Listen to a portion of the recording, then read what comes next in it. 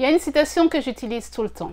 Vérité en deçà des Pyrénées, erreur au-delà. C'est une citation de Pascal. Cela veut tout simplement dire que ce qui est vrai dans un pays n'est pas vrai dans un autre, que la vérité n'est pas universelle. Cette assertion, même si elle a des limites, est vraie dans le cas de cette vidéo. La culture n'est pas la même d'un pays à un autre, les lois ne sont pas les mêmes d'un pays à un autre. Qu'est-ce qui fait la différence entre nos différents pays africains et le Canada? Nous en parlons tout de suite dans cette vidéo, c'est parti!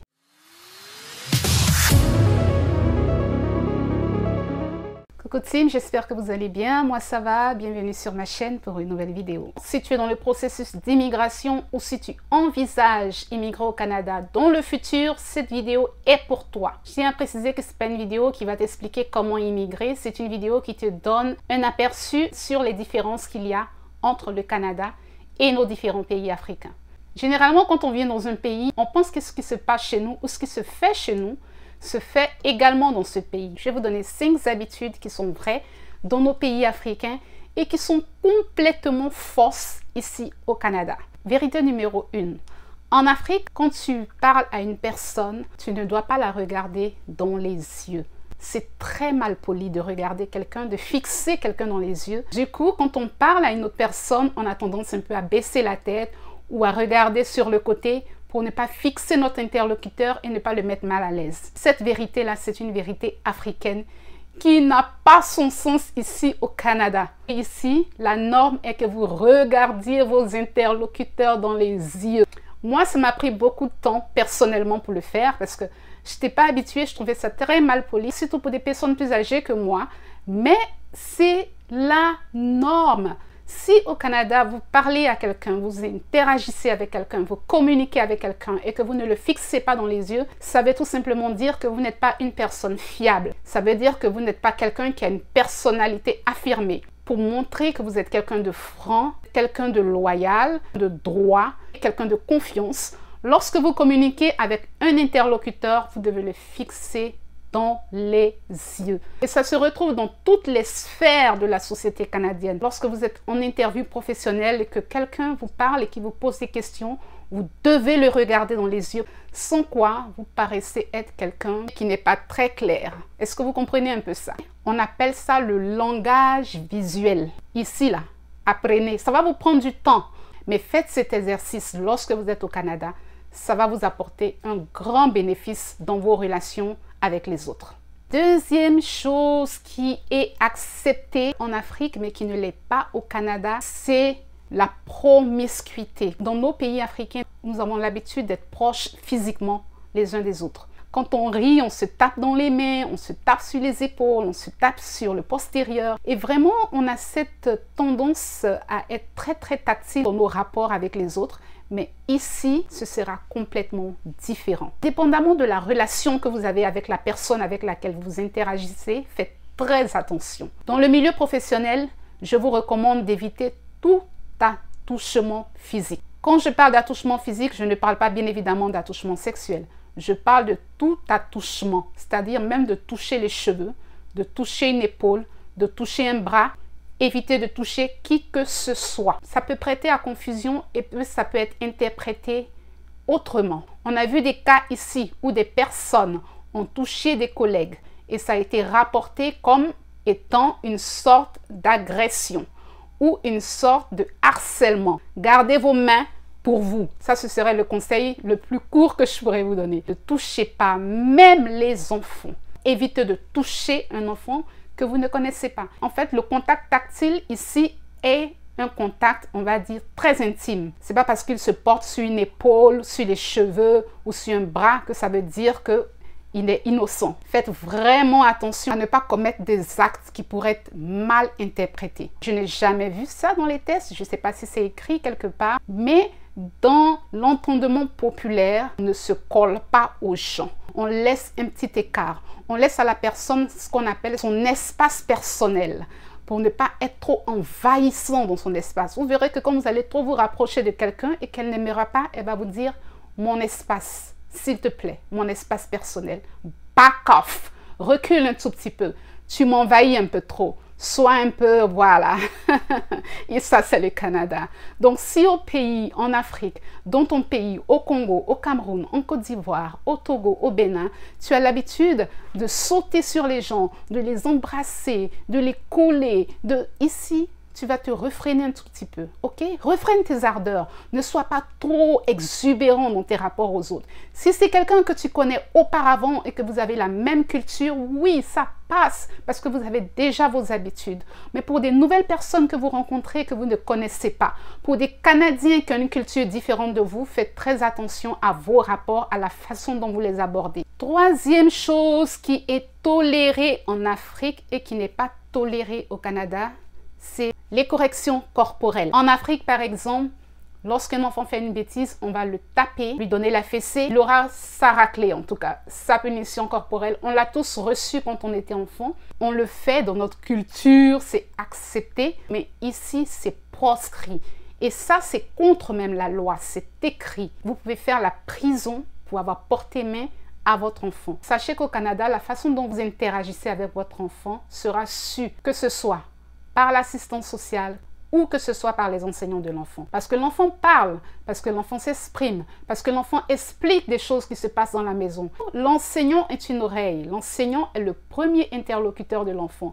Il saura ce qui se passe dans votre maison. Il y a plusieurs moyens qu'on peut utiliser pour pouvoir communiquer avec son enfant, pour pouvoir l'éduquer et lui donner de bonnes valeurs sans pour autant lui donner une raclée de renom. Donc, si vous avez cette habitude de lever la main sur vos enfants pour un oui ou pour un non, arrêtez-moi ces comportements archaïques dès maintenant. Parce que quand vous allez arriver ici, ça va vous rattraper. Non à la violence faite aux enfants. Vous pouvez faire la prison pour ça. Vos enfants peuvent vous être arrachés pour ça. Vos enfants peuvent être placés dans des familles d'accueil pour ça. Faites attention. Si ça, c'est une mauvaise habitude pour vous depuis le pays, ici, on va vous délivrer. Une autre chose qu'on a l'habitude de faire en Afrique, qu'on ne verra pas ici, ce sont les titres fanfaronnants. Chez nous au pays, les titres sont importants. Tu appelles quelqu'un, tu n'as pas dit monsieur, madame. Tu n'as pas dit directeur. Tu n'as pas dit sous-directeur. Tu n'as pas dit tanti, tonton, patron. Tu n'as pas dit chef. Tu es foutu. Alors qu'ici, là, ça n'a aucune valeur, ça n'a pas son pesant d'or, ça ne veut rien dire. Dans le milieu professionnel, vous allez vous appeler par les prénoms. Ma boss, qui est la vice-présidente du groupe, je l'appelle par son prénom. Lorsque je lui envoie un courriel, c'est par son prénom. Et même dans les réunions, quand on veut s'adresser à elle, c'est par son prénom. Et chacun s'appelle par son prénom.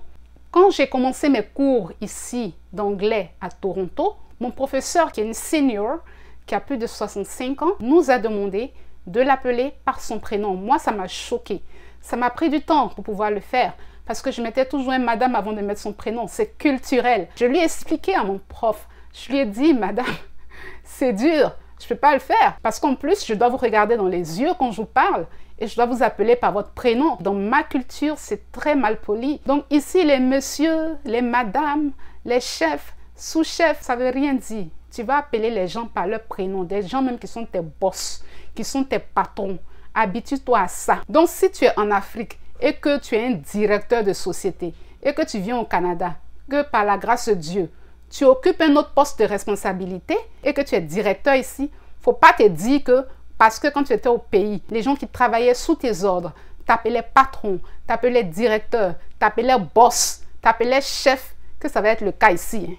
Ah, ici là. On va t'appeler Alain. Tonton, on va t'appeler Ghislain. Si tu n'aimes pas, là, si les titres sont importants pour toi, il ne faut pas venir au Canada. Parce que ici, là, voilà. Pareil pour les femmes qui sont mariées. Dès qu'elles sont mariées, quand on les appelle par leur nom de jeune fille, elles s'offusquent. Non, je ne m'appelle plus Mariette maintenant.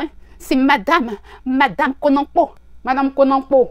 Quand tu arrives ici, là, on va t'appeler Lydia. Même si tu es patronne, on va t'appeler Aliso. C'est-à-dire que quand tu vas remplir tes papiers, tous tes formulaires que tu vas renseigner, on va dire nom, prénom. Ça, c'est ton nom et ton prénom à ta naissance. Et c'est avec ça que tu seras enregistré partout. J'ai laissé le meilleur pour la fin, comme d'habitude. Parce qu'évidemment, il y a un 5e point. Une chose qui est tolérée en Afrique, mais qui n'est pas tolérée ici. Et le 5e point, c'est le plus dangereux. Chasser. Vous avez compris, la chasse ou la pêche. Au pays, en Afrique, on peut se lever, aller à la pêche, aller à la chasse. Tu peux prendre ton fusil qui est en bas de ton matelas, tu te lèves et tu chasses la goutie, tu chasses la biche royale, Tu finis de manger tous les animaux de la forêt. Tu tues tout. Ton braise, on fume. Tu mets dans ta sauce graine, dans ta sauce claire. Tu manges avec ton vin de palme. Tu es rassasié, tu dors en bas du bananier. N'est-ce pas? Ici, si tu as vu un animal passer, si l'animal passe à gauche, toi, il faut passer à droite. Vous allez vous rendre compte qu'ici, il y a des écureuils partout dans les arbres. Surtout en été, ils virevoltent un peu partout dans les arbres, par terre, ils traversent la rue et tout. Gare à toi. Attrape un écureuil et puis va braiser. Tu vas voir ce qui va t'arriver. J'ai lu l'histoire d'un Africain. C'est-à-dire qu'il a attrapé un animal protégé, parce que ces animaux-là sont protégés ici, qu'il a ramené chez lui, qui a fait du feu, qu'il a tué, qui était en train en fait d'enlever les poils et tout pour pouvoir le fumer et puis peut-être plus tard le cuisiner. Donc les voisins qui ici sont les premiers policiers, je vous le dis en même temps au cas où vous ne le savez pas, ce que vous faites chez vous là-bas, là, ils regardent, ils entendent, ils voient, ils sentent. Donc, ils ont vu qu'il y avait une activité un peu extraordinaire chez le voisin. Ils ont tiré leur coup. Ils ont vu qu'il était en train de fumer quelque chose qui sentait comme de la viande. Ils ont appelé la police. La police est venue. Le gars est en train de fumer. Écureuil qu'il avait trouvé dans la rue. Grimpé sur son arbre, il a attrapé ça. Il a tué ça. Il est venu cuisiner. Il a été arrêté pour ça. Capiché? Viande de brousse que tu aimes tant. Mange tout au pays là-bas avant de venir ici. Ici, là, il n'y a pas de viande de brousse. Si tu vois la viande de brousse, son vivant, son écureuil, son castor, son daim, laisse-le comme ça, se promener dans la ville. Laisse-le traverser la route. En principe, même quand tu es dans ta voiture et puis tu conduis et puis tu le vois même en train de traverser là, tu freines. Parce que tu dois lui laisser la priorité, il va finir de traverser d'abord avant de partir. Les animaux ont leur droit ici. On ne chasse pas les animaux ici. Laisse ce comportement-là au village, à Agboville. Si tu as envie de manger de la viande de brousse, tu as acheté de la dinde fumée. Ça a à peu près les mêmes propriétés en termes de qualité de goût. Tu peux mettre ça dans ta sauce graine, dans ta sauce aubergine, dans ta sauce, peu importe. Très bon goût. Le jour que tu retournes dans ton pays, tu vas faire la revanche des viandes de brousse que tu n'as pas mangées au Canada. Tu vas te rattraper là-bas. Mais en attendant, quand tu es ici, là, fais le régime de viande de brousse. Mange ce qu'on te donne. Mange le poulet qu'on te donne. Mange la viande de bœuf qu'on te donne. Animal canadien qui se promène là. Animal qui a la nationalité qui se promène là. Animal qui est citoyen canadien qui se promène là. Fais comme si tu ne le vois pas. Pareil pour la pêche. Quand tu veux pêcher, il y a des endroits où c'est proscrit. Tu dois savoir où pêcher. Il y a des endroits où c'est autorisé. Des moments qui sont dédiés à la pêche. Il y a des activités qui sont organisées autour de la pêche. Tout est organisé ici. Tant qu'on ne t'a pas dit que ça là, c'est autorisé, fais comme si tu ne vois pas. Coucou team, c'est la fin de la vidéo. J'espère qu'elle vous aura plu. Eh bien, comme d'habitude, laissez-moi vos commentaires ou vos questions si vous en avez. Si tu n'es pas encore abonné, abonne-toi. C'est la chaîne qui bouge. Et n'oublie pas de liker, de partager surtout à tes proches, à des personnes qui ont envie ou qui sont dans le processus d'immigration pour le Canada.